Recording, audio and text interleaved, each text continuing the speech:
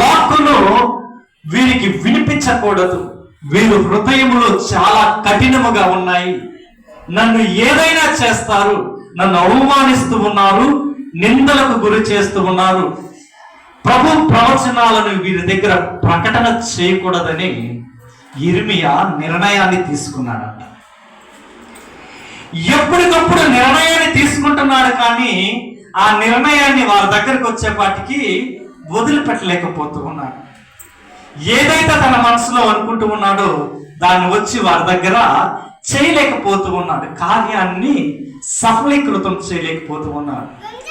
ప్రలోభాలు పొందుతూ ఉన్నాడు, కానీ దానిని వచ్చి వారి దగ్గర విప్పలేకపోతూ ఉన్నాడు. ప్రభు ఆ రీతిగా యిర్మీయాను వాడుకుంటూ ఉన్నాడు. ఎన్ని ఆలోచనలు కలిగి ఉన్నా కేవలం దేవుని చిత్తము మాత్రమే అక్కడ జరుగుతూ ఉన్నది. ఏమి చేయాలో తెలియక ఒకరోజు యుద్ధం చేస్తూ ఉన్నాడంట మాటలతో. ఎవరితో? దేవునితో.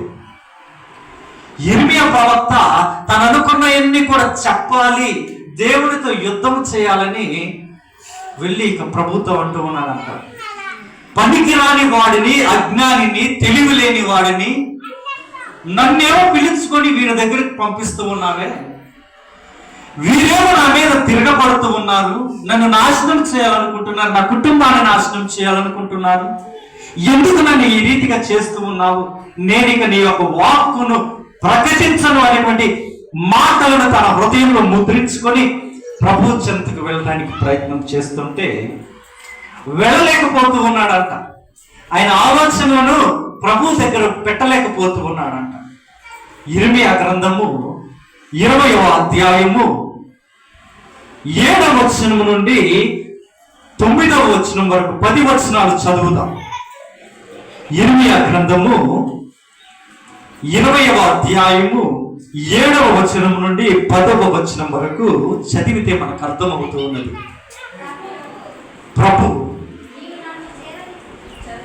నీవు నన్ను చెరచితివి, నేను చెడితిని, నీవు నాకంటే బలవంతుడువై నన్ను వశము చేసుకుంటివి. దినమెల్లా నన్ను చూచి నవ్వుతూ ఉన్నారు. నేను మాట్లాడినప్పుడల్లా దౌర్జన్యమునకును వినాశనమునకును పూనుకొనుచున్నారని గొంతెత్తి అరవవలసి వచ్చిన ప్రభు, నీ సందేశములను చెప్పినందుకు గాను జనులు నిరంతరం ఎప్పుడు కూడా నన్ను అవమానించి ఎగతాళి చేయుచున్నారు. ఇక నేను ప్రభువును